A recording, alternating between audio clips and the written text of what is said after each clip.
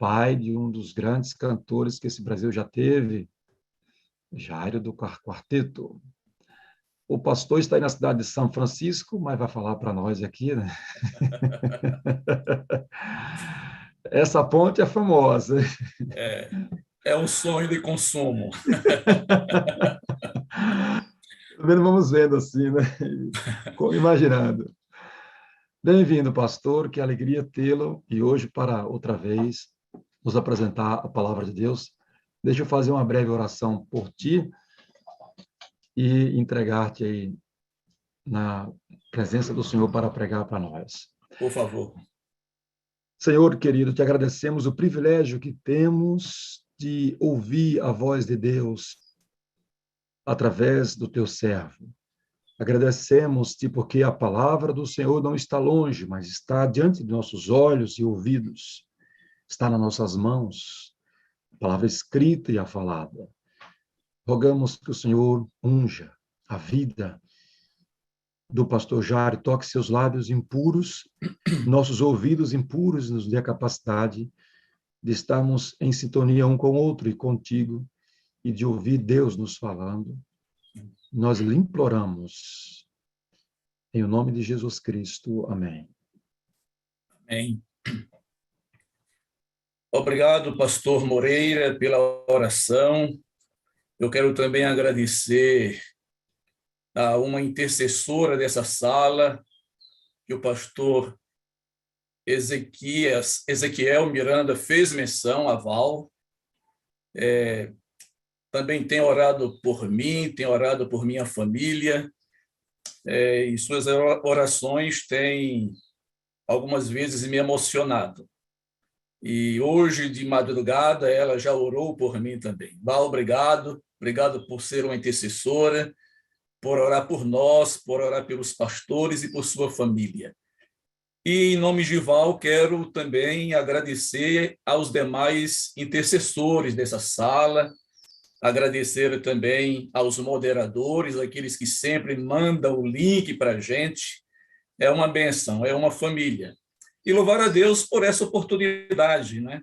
Uma oportunidade feliz de poder compartilhar a palavra de Deus, uma oportunidade de reencontrar amigos queridos, né? Amigos queridos, de conhecer novos amigos, né? Novos irmãos, que têm compartilhado aqui a palavra, que têm dado o seu testemunho, e tudo isso faz com que a gente cresça na graça, a gente cresça na fé, né?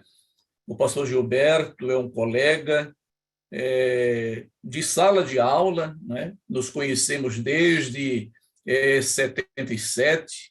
O pastor Abidoral também, colega de sala de aula, nos conhecemos desde 77. Ezequiel, fomos contemporâneos. Ezequiel, inclusive, foi testemunha do início do meu ministério ali em Santos Dumont. Eu estava iniciando o meu ministério e ele cursava o terceiro teológico, e fui ali fazer a prática pastoral no evangelismo, o grande evangelismo. Ele era da mesma turma do meu irmão, pastor Francisco, e é muito bom a gente estar aqui e reencontrar essa família, né? Que tem contribuído tanto para o nosso crescimento espiritual.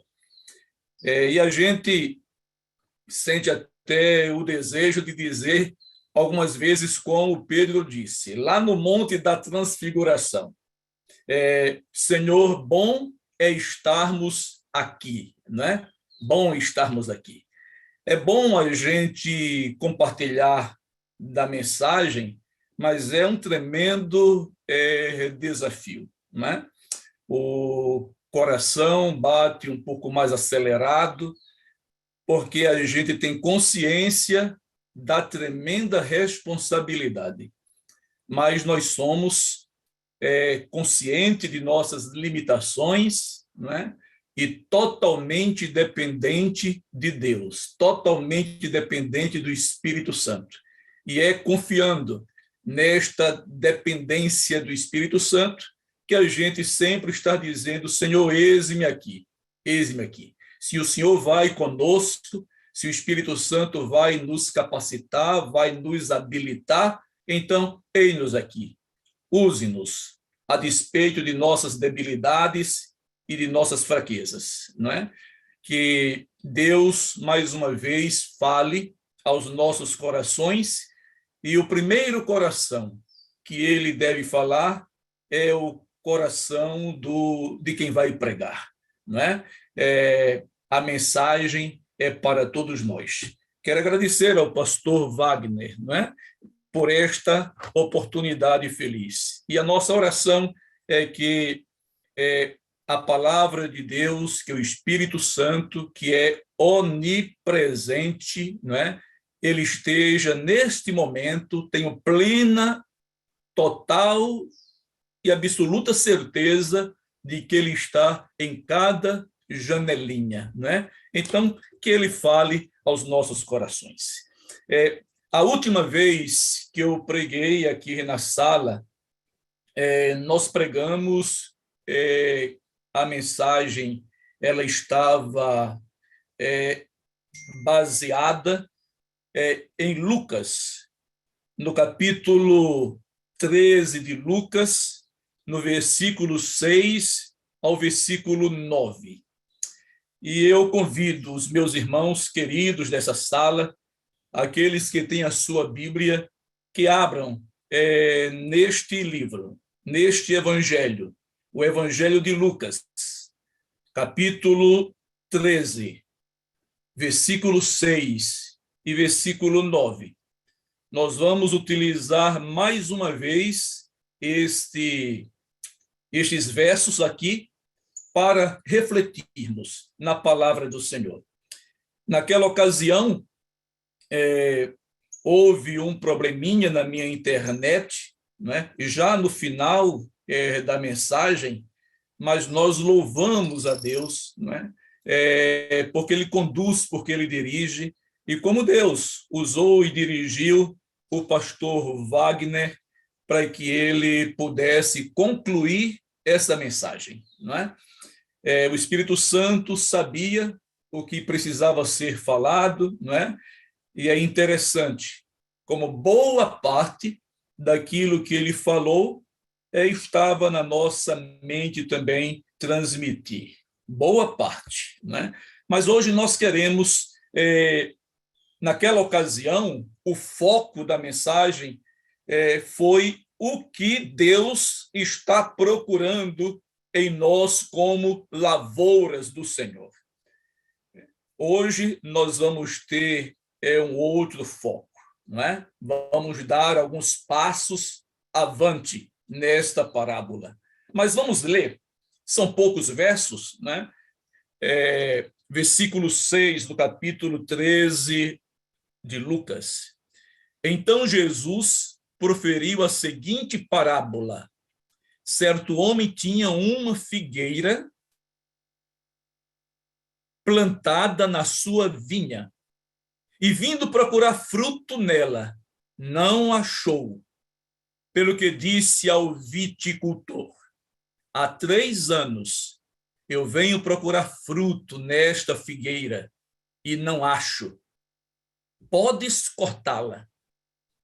Para que está ela ainda ocupando inutilmente a terra?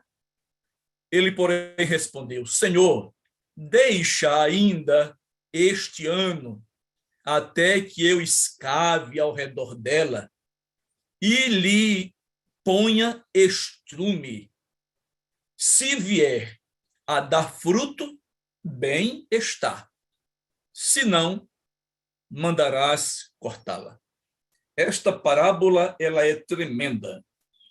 Tem muitas lições para a nossa vida espiritual. Muitas, inúmeras lições. Naquela ocasião, o foco foi, por 3 anos, eu procuro fruto nesta figueira, né? E não encontro. Esse foi o foco da mensagem, não é? Nós verificamos alguns elementos desta parábola. Essa parábola era muito bem compreendida, conhecida pelo auditório que Jesus estava falando. A audiência de Jesus conhecia bem essa parábola, né? E eles sabiam que Jesus estava falando do povo de Israel, do povo de Deus. Porque existe uma parábola similar em Isaías, no capítulo 5, não é? E ali, em Isaías 5, no versículo 7, diz: porque a vinha do Senhor dos Exércitos é a casa de Israel. A casa de Israel era a vinha do Senhor. E os homens de Judá são a planta da sua delícia, não é? Então, eles entendiam que Jesus estava falando do seu povo. Jesus estava falando da sua igreja, a vinha. E estava falando também dos homens, que os homens eram a lavoura do Senhor, a planta da sua delícia. Mas essa parábola menciona que Jesus estava procurando. O que é que Deus estava procurando na sua lavoura? Estava procurando frutos. E ali nós estudamos. E nós deixamos que o Espírito Santo pudesse sussurrar no nosso ouvido qual o fruto que, como lavoura do Senhor, plantado na sua vinha, nós precisamos produzir. Há quanto tempo estamos plantados na vinha do Senhor? Há quanto tempo estamos participando da comunidade de fé a qual nós abraçamos? Há quanto tempo nós fomos batizados, né? Agora, no mês de junho, eu vou completar 53 anos de batismo. Fui batizado com 12 anos, né? Ia completar 12 anos, né? Mas desde os meus 4 anos que o meu pai aceitou a mensagem do advento, mais de meio século, né? Mais de 60 anos plantado na vinha do Senhor. Há quanto tempo nós estamos aqui na sala, né? 57. Aqui já é um grupo especial, já é um grupo seleto, já é um grupo que se acorda de madrugada para buscar a presença de Deus, né? Um grupo que tem sido despertado em busca do Espírito Santo. Mas há quanto tempo, né? E nós verificamos que o que Jesus deseja e ele procura naquela ocasião foi a reprodução do seu caráter, né? Teve várias pessoas que depois solicitaram algumas cópias das citações que nós utilizamos aqui. Eu só vou mencionar esta aqui. Cristo aguarda com fremente desejo a manifestação de si mesmo em sua igreja. Quando o caráter de Cristo se reproduzir perfeitamente em seu povo, então virá para reclamá-los como seu. Naquela ocasião, o tempo foi utilizado para nós estudarmos sobre o caráter de Jesus, o caráter que Jesus deseja ver reproduzido na vida dos seus filhos. Coisa tremenda. Mas hoje nós queremos dar um passo adiante, porque nós somos lavouras do Senhor. Esta planta, esta figueira, já há 3 anos que o dono procurava fruto e não encontrava. Há 3 anos. Eu não sei quanto tempo você tem dentro da vinha do Senhor. Mas aqui diz, olha, corta, porque está ocupando o lugar inutilmente. Senhor, deixa por mais um ano. Se der frutos, bem está. Se não, manda cortar. Aqui é uma advertência, queridos, para cada um de nós. Deus espera que, como planta da sua vinha, nós produzamos muitos frutos para a honra e para a glória do nosso Deus. Mas Qual é o segredo para uma planta produzir frutos? Quais são as necessidades vitais de uma planta? Quais são os cuidados que nós precisamos ter? Quais as condições necessárias para uma planta produzir frutos? Vamos então verificar aqui algumas necessidades de uma planta para produzir frutos. E vamos fazer um paralelismo para a planta espiritual, que é eu, que é você, não é? Qual é o segredo? É interessante o que a palavra de Deus menciona. Nós vamos buscar a palavra do Senhor. Aquele que tem um lápis, anota isso aí, tá? Vai anotando esses versos para conferir melhor, para refletir um pouco melhor depois, para meditar um pouco na palavra de Deus. Mas existe alguns versículos que são primorosos, que são verdadeiras pérolas neste assunto.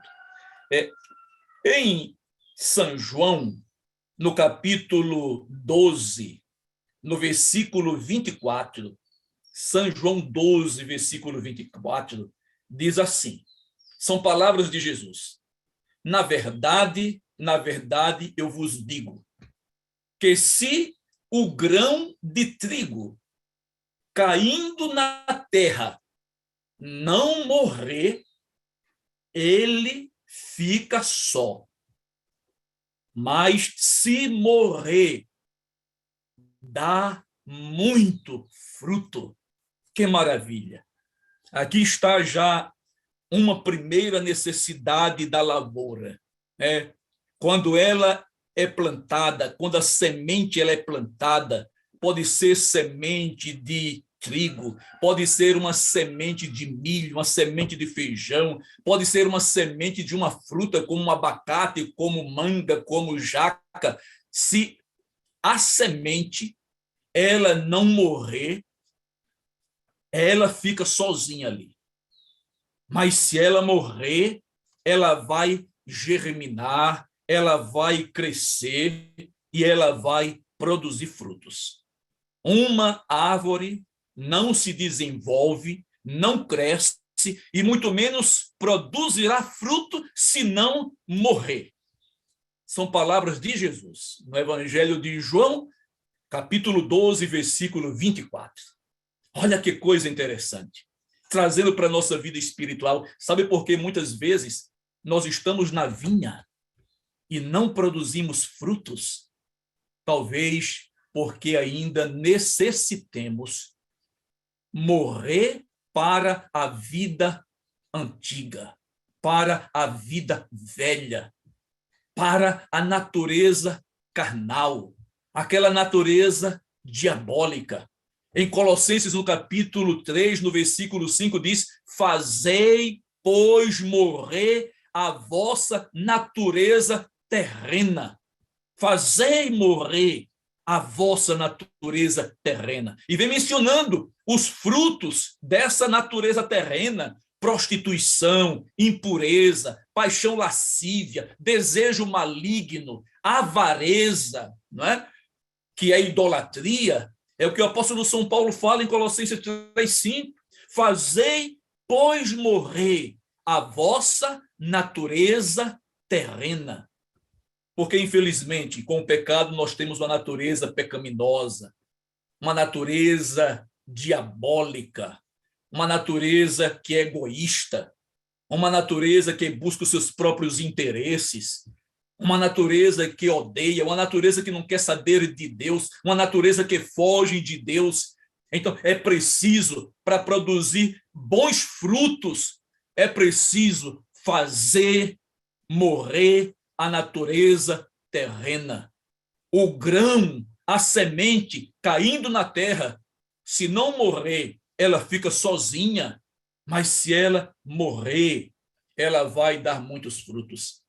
Mas como é que a gente vai fazer essa natureza terrena morrer? Como? Nós não podemos fazer isso. É impossível fazer isso. De nós mesmos, com nossas forças, usando os nossos métodos. Foi por isso que quando Jesus olhou para Nicodemos, Jesus disse: Nicodemos, na verdade, eu te digo que aquele que não nascer de novo, não pode entrar no reino dos céus. Quem não nascer de novo. E Nicodemos não entendeu, não é? Nicodemos fazia parte de uma religião, ele era líder, ele era fariseu, ele conhecia bem a lei, ele lia diariamente a Bíblia, ele era dizimista, ele era adorador, ele tinha uma vida social irrepreensível, não é? E ele ficou sem entender.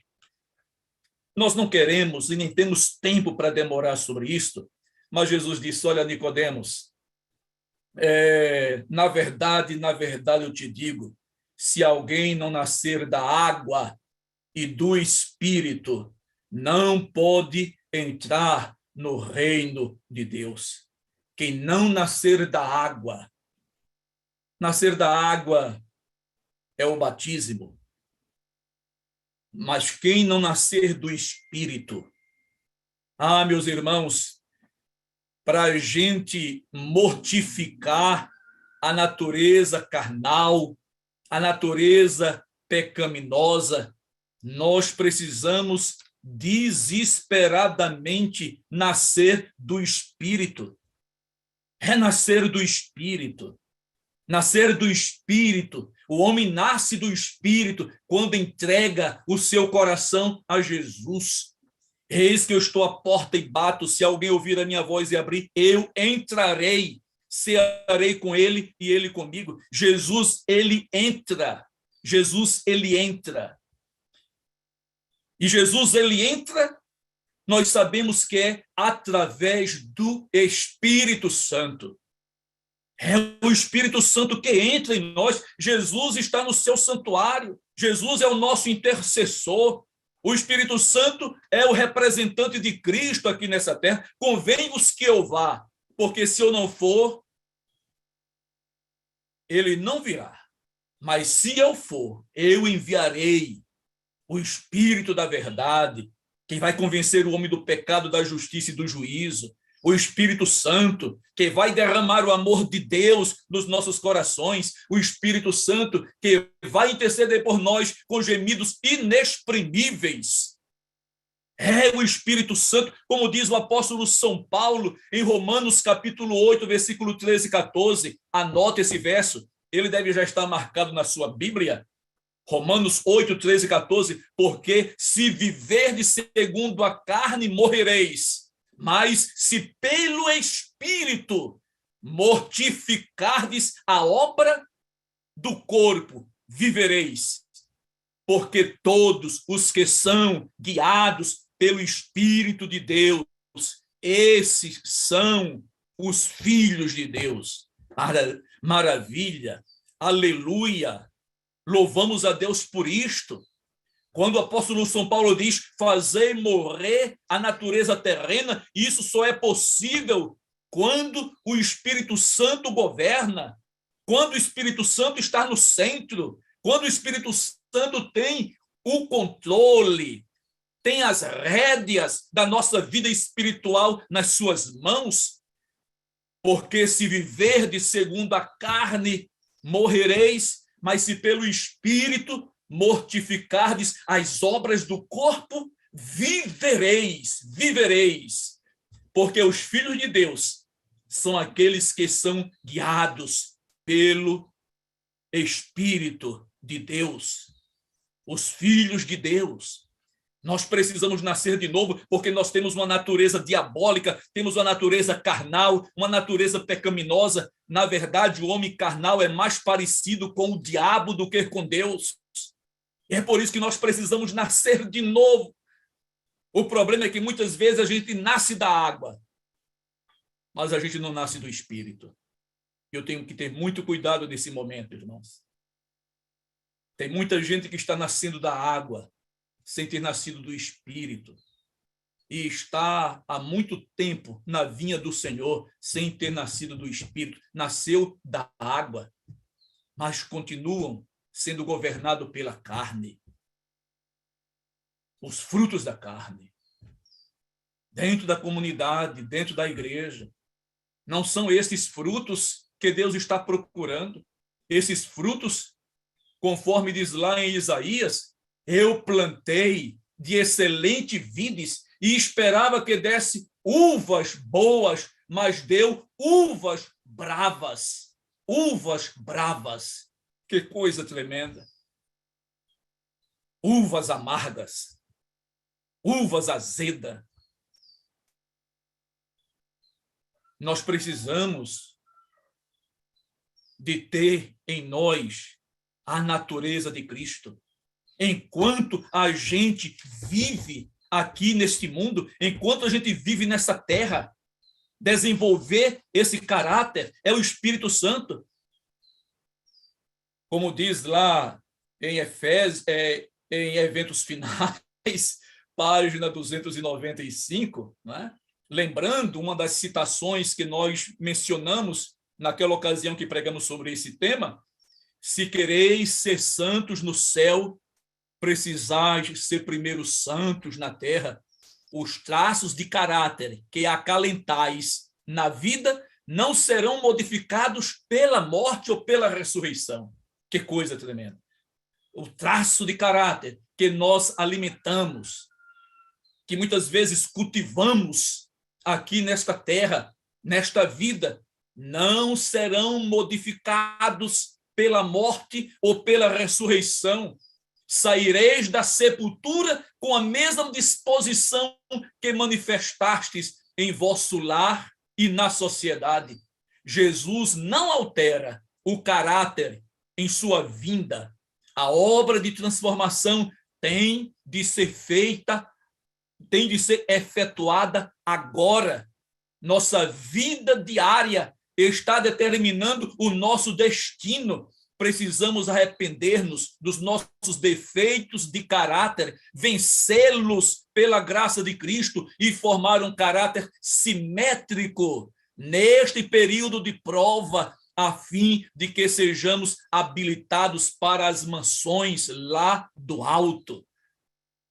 É isso que nós precisamos fazer nesse período de prova. É isso que nós precisamos buscar enquanto nós estamos plantados na vinha do Senhor. E essa é uma obra do Espírito Santo, não é? Temos que ter cuidado para não nascer da água sem nascer do Espírito. Na verdade, irmãos, na verdade, quem deveria nascer da água deveria ser quem primeiro tivesse nascido do Espírito. Porque Paulo apresentou o batismo como uma ressurreição, lá em Romanos 6. Paulo apresentou o batismo como morte, como sepultamento e como ressurreição. O batismo é morte, morte da natureza carnal, é sepultamento de um homem carnal e é ressurreição de um homem espiritual, amém? De um homem guiado pelo Espírito Santo, amém? É isto. Ninguém deveria nascer da água sem antes ter nascido do Espírito. Que Deus nos ilumine, que Deus nos auxilie, que Deus nos auxilie. Talvez o povo de Deus esteja perdendo a sua identidade. Identidade. Porque muitos estão apressadamente nascendo da água, sem terem nascido do Espírito. Se a semente não morrer ao cair da terra, ela fica só. Mas se morrer, dará muitos frutos. Essa é uma necessidade. A outra necessidade. A planta, quando ela germina, né, ela precisa de água. Ela precisa de água. Ela precisa de nutrientes, de um solo bom, de um solo fértil, de um solo que lhe forneça alimento. E ela necessita de água, de água. E na Bíblia nós vamos encontrar, em alguns versículos, o Espírito Santo sendo representado como água. Mas em outros momentos, em outros lugares, nós vamos encontrar Jesus sendo apresentado como água. Sabe, não dá para viver sem Deus. Não dá para viver sem Jesus. Não dá para viver sem o Espírito Santo. Não dá. Não dá para viver. Não dá para viver sem estar em comunhão com o Pai, com o Filho e com o Espírito Santo. Não dá para viver. Eu convido vocês para abrir a Bíblia em um salmo muito conhecido, muito querido por todos, o primeiro salmo, o Salmo 1. O Salmo 1, ele fala sobre os justos e os ímpios, né? Apresenta os ímpios como folha seca, folha que morreu, folha seca, é como palha que o vento leva, né? É o que diz aqui a Bíblia. É como palha que o vento dispersa, né? Por isso os perversos não prevalecerão no juízo, porque nós somos salvos pela graça, mas nós seremos julgados pelas obras, pelos frutos. E olha o que diz o Salmo 1, bem-aventurado o homem que não anda no conselho dos ímpios. É como vive um justo, irmãos. Bem-aventurado o homem que não anda no conselho dos ímpios. Não se detém no caminho dos pecadores, nem se assenta na roda dos escarnecedores. Antes, o seu prazer está na lei do Senhor, e na sua lei medita de dia e de noite. Depois a gente lê o verso 3, que é o verso principal aqui. Mas olha que interessante. O justo, como vive esse justo? A Bíblia diz que não existe nenhum homem justo. Todos pecaram e carecem da glória de Deus. Mas o profeta Jeremias, ele apresenta o renovo de Davi. O renovo de Davi. O Senhor, justiça nossa. A gente só é justo através de Cristo Jesus. Ele é o Senhor, justiça nossa. Se confessarmos os nossos pecados, ele é fiel e justo, para perdoar os pecados e nos purificar de toda a injustiça. Nós, como injustos, passamos a ser justos quando nós somos purificados pelo Senhor, justiça nossa. Aleluia por isto, né? Se confessarmos os nossos pecados, ele é fiel e justo, né? Assim como por um só homem entrou o pecado no mundo, e pelo pecado a morte passou a todos os homens. Pela obediência de um só homem, muitos serão feitos justos. E aqui a Bíblia diz como um justo vive. Bem-aventurado, feliz o homem que anda, bem-aventurado o homem que não anda no conselho dos ímpios, não se detém no caminho dos pecadores, não se assenta na roda dos escarnecedores. Nós estamos neste mundo, irmãos, e não podemos nos isolar deste mundo. Nós somos o representante de Deus aqui nessa terra. Deus precisa ser visto na nossa vida, não é? Deus precisa ser visto através de nós. Ele está procurando frutos, não é?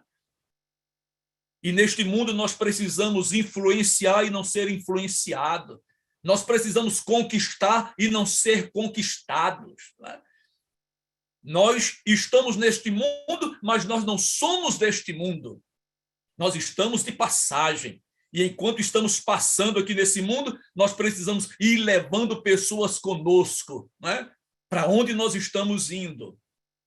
Mas bem-aventurado é aquele que não anda nos conselhos dos ímpios, não se detém nos caminhos dos pecadores, nem se assenta na roda dos escarnecedores. Antes tem o seu prazer na lei do Senhor, e na sua lei medita de dia e de noite. Tem o seu prazer, tem alegria. Aqui, o salmista está falando da lei do Senhor. Está se referindo ao Torá, não é? Ao Torá. Incluía ali os primeiros livros da Bíblia de Moisés. Mas olha, era a Bíblia dos dias do salmista. Era a sua Bíblia. E ele está dizendo aqui, antes tenho prazer na lei do Senhor, e na sua lei medita de dia e de noite. Medita, medita. Ah, meus irmãos, não basta a gente passar alguns minutos na presença de Deus. Não basta. Não basta a gente passar 1 hora na presença de Deus. Não basta a gente participar apenas da sala 57. Nós precisamos ir à presença de Deus. Nós precisamos nos alimentar da palavra de Deus. E nós precisamos nos apoderar de alguma palavra de Deus que foi dita, que foi refletida, que foi meditada, que o Espírito Santo despertou, que o Espírito Santo falou ao nosso coração. Devemos pegar essa palavra, pegar essa mensagem. E ao sair da presença de Deus, nós precisamos viver meditando, passar o dia meditando. Eu gostei quando descobri que a palavra meditar, ela também significa remoer, remoer. O animal, ele se alimenta, o animal que rumina, ele se alimenta, o boi come o capim, a ovelha come o capim, come a sua ração, e depois que come, eles param um pouco, vão descansar, e eles começam a remoer aquilo que comeu, remoer aquilo que comeu. Meditar, ficar remoendo. Bem-aventurado aquele que tem prazer, se delicia na lei do Senhor, na palavra de Deus, e nela medita de dia e de noite. Este que faz isto, o que é que a Bíblia diz no versículo 3? Ele é como uma árvore, ele é uma lavoura plantada na vinha do Senhor, ele é como uma árvore. E diz, uma árvore plantada junto à corrente de águas. Junto à corrente de águas. Que no devido tempo dar o seu fruto, cuja folhagem não murcha. E tudo quanto ele faz será bem sucedido. Que maravilha, que maravilha. Aquele que tem prazer na lei do Senhor, que medita na palavra de Deus, que medita no Torá, que medita na palavra do Senhor, no Antigo Testamento, no Novo Testamento, de dia e de noite, ele é como uma árvore plantada junto à corrente de água. Aqui está, uma das necessidades da planta, ela precisa estar plantada junto da corrente de água. Junto da corrente de água. Pertinho de Jesus, sobre a influência do Espírito Santo, porque não dá para desassociar Jesus e o Espírito Santo, não dá para separar a palavra de Deus de Jesus e do Espírito Santo, não dá. Que maravilha! É como uma árvore plantada junto à corrente de água, junto à corrente, que dá fruto, que dá fruto. A sua folha não murcha, mas a experiência do ímpio, a Bíblia diz assim, os ímpios não são assim. Versículo 4. São, porém, como a palha que o vento dispersa. Por isso, os perversos não prevalecerão no juízo, nem os pecadores na congregação dos justos. Pois o Senhor conhece o caminho dos justos, mas o caminho dos ímpios perecerá. Aqui está a diferença, meus irmãos, a diferença. Aqui está falando da importância de ter prazer na comunhão, ter prazer na comunhão, ter prazer na entrega, não é? A planta precisa de água. Olha, veja um versículo também paralelo aqui, em Jeremias, no capítulo 17. Jeremias, capítulo 17. É um versículo lindo esse versículo, é um versículo importante. Olha o que diz Jeremias no capítulo 17. Eu tinha lido antes, só pensei em ler o versículo 7 e 8, mas o Espírito Santo pediu que eu lesse os versos anteriores, quando foi colocado aquele vídeo de Ezequiel, né? Vale de osso seco. E olha interessante o que diz aqui no versículo 5. Eu vou ler primeiramente o versículo 7.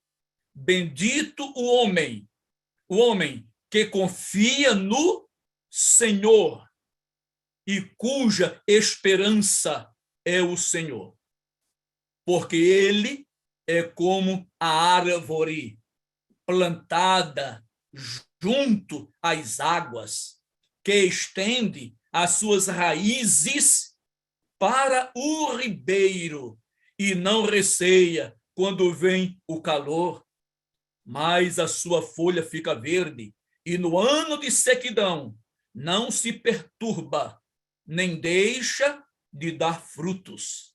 Que maravilha, né? Bendito é o homem que confia no Senhor. Eu quero chamar a atenção dos membros da minha querida sala 57 para esta palavrinha aqui. Bendito o homem que confia no Senhor e cuja esperança é o Senhor. Meus irmãos, a nossa esperança deve estar no Senhor. A nossa confiança deve estar no Senhor. Nós não podemos confiar em nós. A Bíblia diz: enganoso é o coração e extremamente corrupto. Quem o conhecerá? Nós temos uma natureza carnal. Nós todos os membros da sala, todos os pastores dessa sala, todos os administradores da nossa igreja, nós temos uma natureza carnal. Essa natureza deve estar sob domínio. Essa natureza ela deve estar vegetando dentro de nós, como eu disse da vez anterior. Ela deve estar respirando com aparelho. Ela deve estar num estado de coma profundo para que a natureza espiritual governe, a natureza espiritual esteja no domínio, mas nós não podemos confiar em nós. Sabe? É confiar no Senhor. A nossa esperança é o Senhor. Mas é interessante aqui confiança. Confiança. Meu irmão, nem eu e nem você vai confiar numa pessoa que a gente não conhece. Se eu vou fazer um depósito, suponhamos, eu vou fazer um depósito, vendi uma propriedade com uma boa importância, de um valor alto, mas recebi em dinheiro. E eu vou fazer esse depósito lá, suponhamos, né? Isso é hipotético, né? mas a fila está grande. A fila está grande. Você está na fila, não conhece ninguém naquela fila, não conhece ninguém. Você pede para alguém que você nunca viu depositar aquele dinheiro na sua conta, porque você precisa imediatamente fazer uma viagem e tem horário marcado para chegar. Você faria isso? Uma pessoa que você não conhece? Mas se você chega na fila e você conhece uma pessoa, você conhece profundamente aquela pessoa. Você conhece intimamente aquela pessoa. Suponhamos que seja o seu filho, que seja o seu pai, que seja a sua esposa, né? Que seja o seu irmão, ou que seja o pastor da sua igreja, que você conhece, é um homem de Deus. Você deixa esse valor para que ele deposite? Você deixa. Por que você deixa? Porque você confia? Você confia porque você conhece. E você conhece. Por que você conhece? Porque você convive. Convive. Quanto maior a convivência, maior a confiança. A confiança. Aqui está falando, meus irmãos, de comunhão. Aqui está falando de relacionamento. Bendito o homem que confia no Senhor. Está dizendo que tem confiança no Senhor. Está dizendo que tem relacionamento com o Senhor. Sabe que o Senhor é leal, que o Senhor é fiel, que o Senhor nos ama. E quem é este homem? Aí diz aqui, porque ele é como árvore plantada junto às águas, que estende as suas raízes para o ribeiro e não receia quando vem o calor, mas a sua folha fica verde e no ano da sequidão não se perturba, nem deixa de dar frutos. A árvore, o filho que confia no Senhor, o homem que confia no Senhor. Agora, olha o outro tipo de homem. Versículo 5, que diz aqui, assim diz o Senhor, maldito o homem que confia no homem. Confia no homem, confia nele mesmo, confia no outro, em termos de esperança, em termos de salvação, confia no homem e faz da carne mortal o seu braço e aparta o seu coração do Senhor. Olha aqui, aparta o coração do Senhor. Está longe do Senhor. Se separa do Senhor. Bem-aventurado aquele que está plantado pertinho do Senhor, que as suas raízes vai para o ribeiro. Mas maldito aquele homem que se afasta do Senhor, que se separa do Senhor, que vai para longe da presença do Senhor, porque será como um arbusto solitário. É um arbusto solitário, é uma árvore estéril, que não produz frutos, que não produz semente, uma árvore que não se reproduz, Impressionante isto. E diz, um arbusto solitário no deserto, e não verá quando vier o bem, antes morará nos lugares secos, na terra salgada e inabitável. Uma terra que não germina, uma terra que não produz bons frutos, é uma árvore seca, um arbusto seco, é um vale de ossos secos, porque está distante do Senhor. E porque está distante do Senhor, está morto. Não tem vida, não tem o Espírito Santo, É um arbusto seco. É como o ímpio, que é uma palha, não tem grão, não tem conteúdo, não tem conteúdo. Sabe, meus irmãos, as plantas têm algumas necessidades.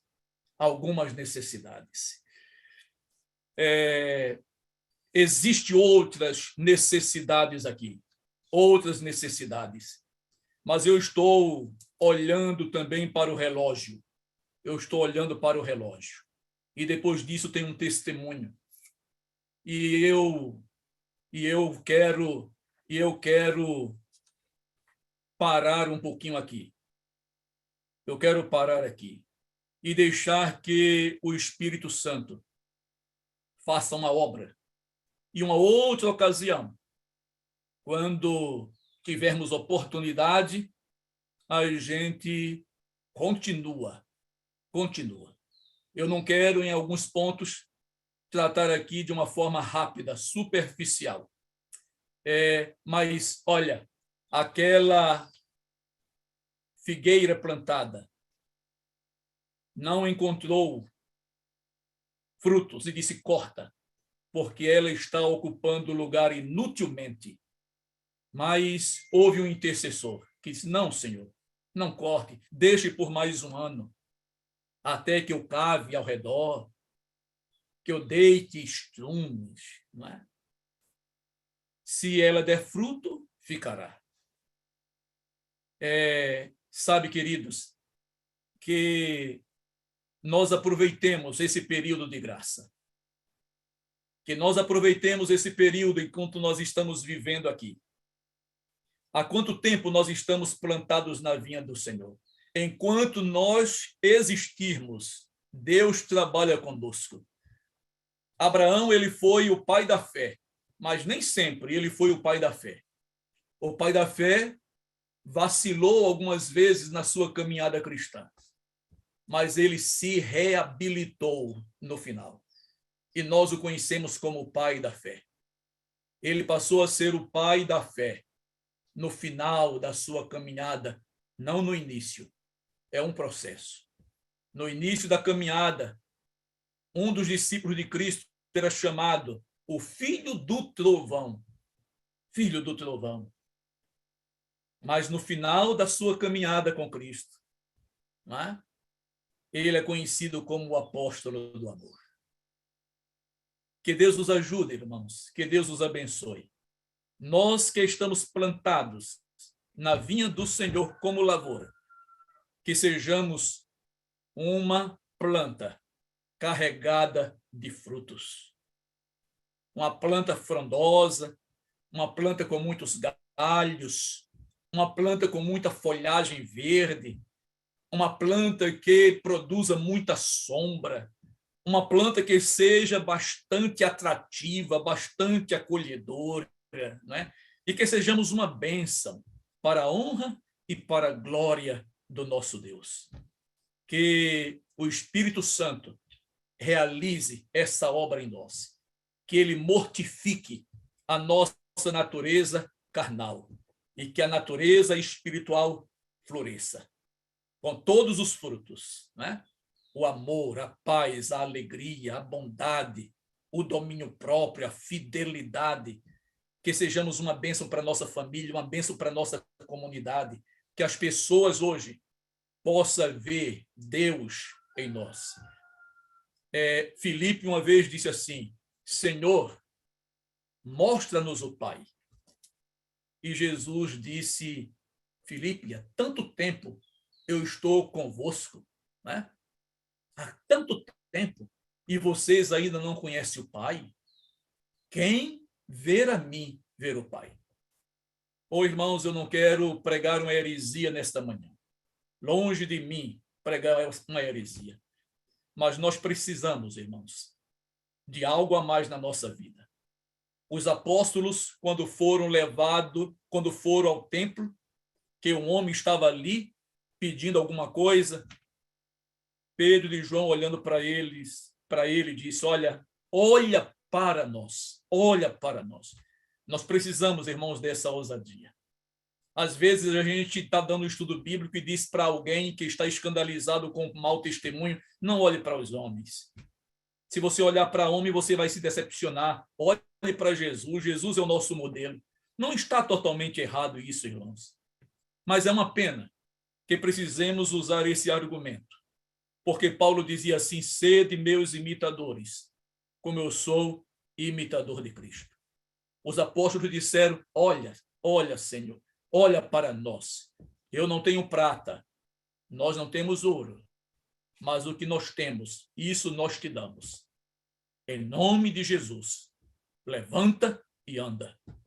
O que eles tinham era o poder do Espírito Santo na vida deles. Sabe, irmãos, nós precisamos revelar ao mundo o nosso Deus através da nossa vida. Revelar o mundo. O mundo precisa conhecer Deus através, olha que desafio, através de mim e através de você. Eu e você somos a parte visível de Deus. E o mundo precisa ver isso. E nós precisamos, com o Espírito Santo em nós, sermos ousados e dizer, olha, há tanto tempo eu estou com vocês e vocês ainda não conhecem a Deus.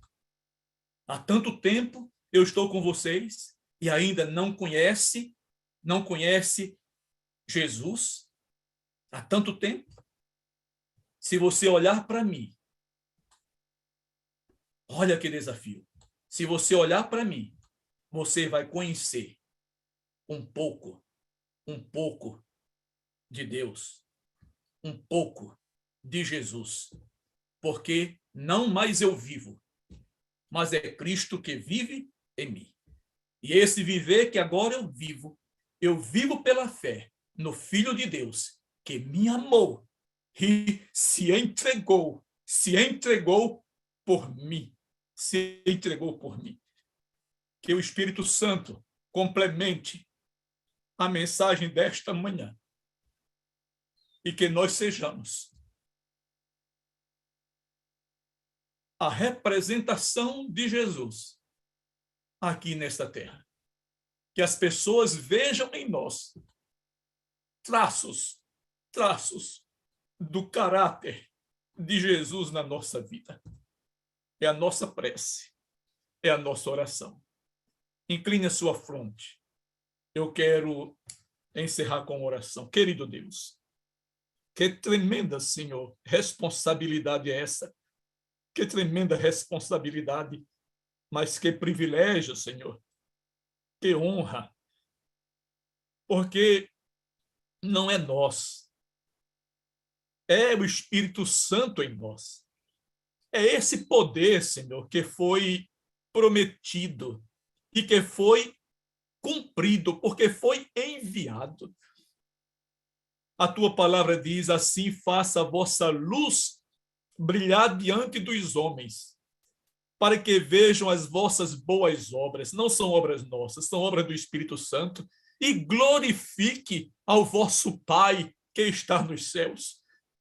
Bondoso Deus, faça de nós mais parecido com Jesus em casa, para nossa família, para o nosso cônjuge, para os nossos filhos, para os nossos irmãos, para os nossos amigos. Faça de nós mais parecido para a nossa vizinhança, para as pessoas com as quais vamos entrar em contato hoje. Divino Espírito Santo, amado Consolador, derrama em nós o amor genuíno do nosso Pai, para que a gente possa amar a todos aqueles que o nosso Pai ama. Nos dê essa graça. Fique conosco. Conceda-nos um dia muito abençoado na tua presença, realizando a tua obra. Te rogamos isto em nome de Jesus. Amém. Amém. Amém, e amém, e amém.